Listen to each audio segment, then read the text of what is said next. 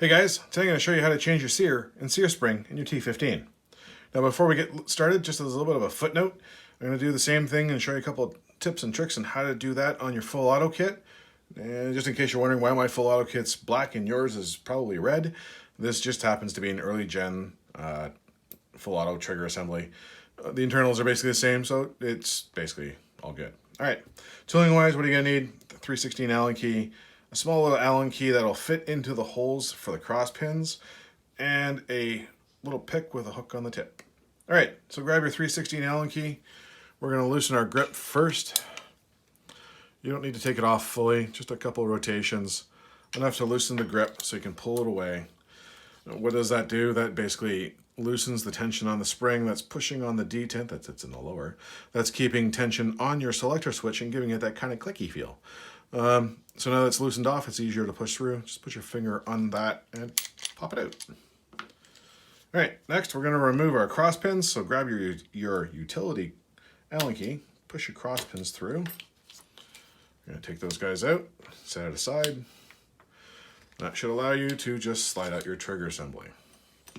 Now, grab your pick with a little bit of a hook on the side or at the tip. Place it behind this little bar that's holding the spring. Put your thumb over top, hold it, pull it towards you, and let it go forward slowly until the spring tension is gone.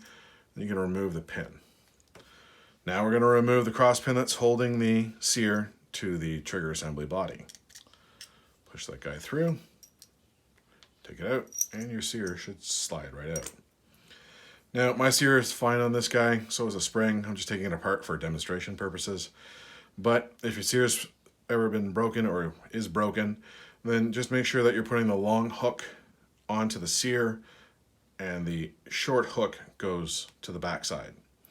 All right, so hook back into the sear. Make sure that the loop in the back is small and the opening facing up.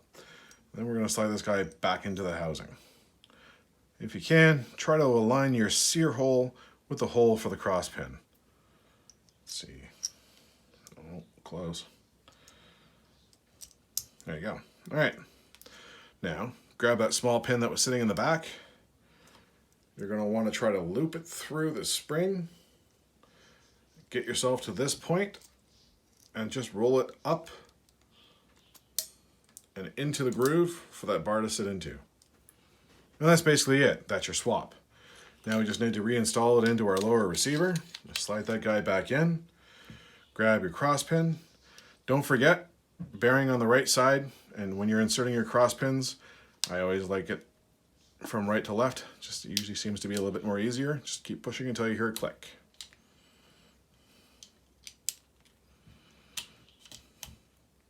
All right, grab your selector switch, pop that guy back into the hole. Now grab your utility Allen key. There's a little dent in the center of the selector switch that helps me align it and push it up from the bottom and get it to click into place. All right, grab that 316 Allen key. You're gonna push down your grip first. 316 Allen key, tighten up your grip. And that's your swap out. Now, for the full auto kit, it's basically the same. A couple of little small tricks. First off, grab your pick, put it behind the bar where the spring is. Put your thumb over top. This guy you can just slide out because the spring won't go anywhere. Set that guy aside. Again, like the semi trigger group, just push that cross pin through. That releases your sear. But here's the thing. Right now, if you try to pull it out, you can't. Why? Because the piston's there holding it down.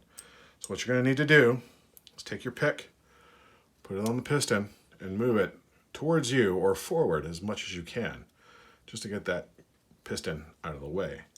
Doing that frees it up and allows the sear to come out.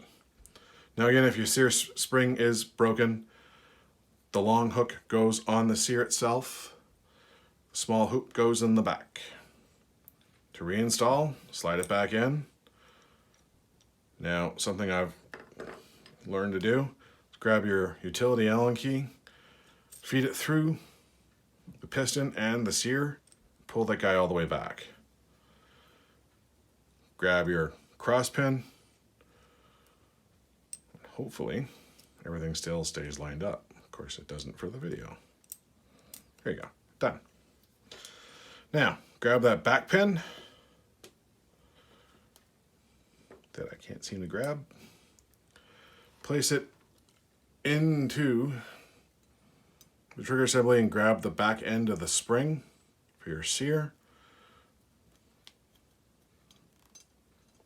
Set it up so you have it like that, and then just like the other one, roll it up and into that groove. And that's basically it. You're going to want to give it a fresh grease job on your trigger assembly, just like the instructions tell you, and you're good to go. All right, guys, hopefully this helps out. If you got any problems, questions, by all means, shoot me a message. Cheers.